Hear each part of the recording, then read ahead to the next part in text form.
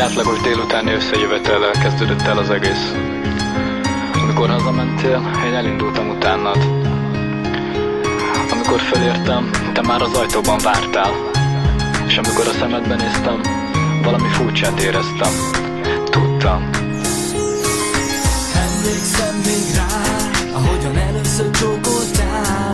Gyönyörű pillanat volt, elfeledni nem tudnám. Még ma is bennem még, ahogyan először öleltél. Fülembe súgtad, szeretni fogsz örökkön örökké. Csak te, meg én együtt éljünk boldogan. És így lesz szép az élet, így lesz boldogan. Csak te, meg én együtt éljünk boldogan. És így lesz szép az élet, így lesz boldogan.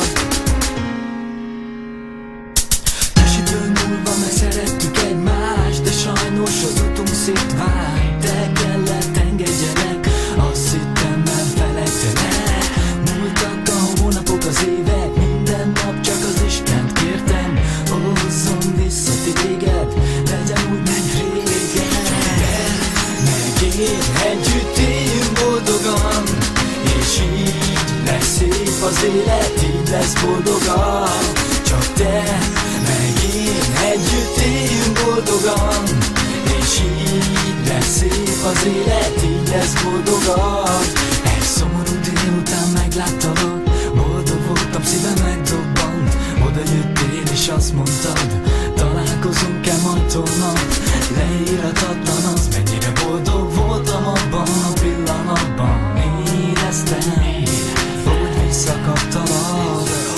2001. december 18-a megtört a jég, újra karamozálhatalak, újra elmondhattam azt, mennyire szeretlek én téged. Éreztem, hogy ez most más lesz, mint régen, mert tudtam, hogy nekem más lány már nem kell. Te vagy, aki kell, te vagy az életem szerelme. Arra kérlek, örökké maradj velem, én boldogát teszem az életed. Azóta eltelt egy év, egyre jobban szeretlek, és sok dolgon keresztül mentem veled.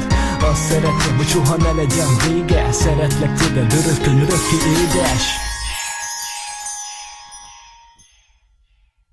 Csak te, meg én együtt éljünk boldogan. És így lesz szép az élet, így lesz boldogan. Csak te, meg én együtt éljünk boldogan. És így lesz szép az élet, így lesz boldogan. Csak te, meg én együtt éljünk boldogan. És így lesz szép az élet, így lesz boldogan. Csak te, meg én együtt éljünk boldogan. És így lesz szép az élet, így lesz boldogan.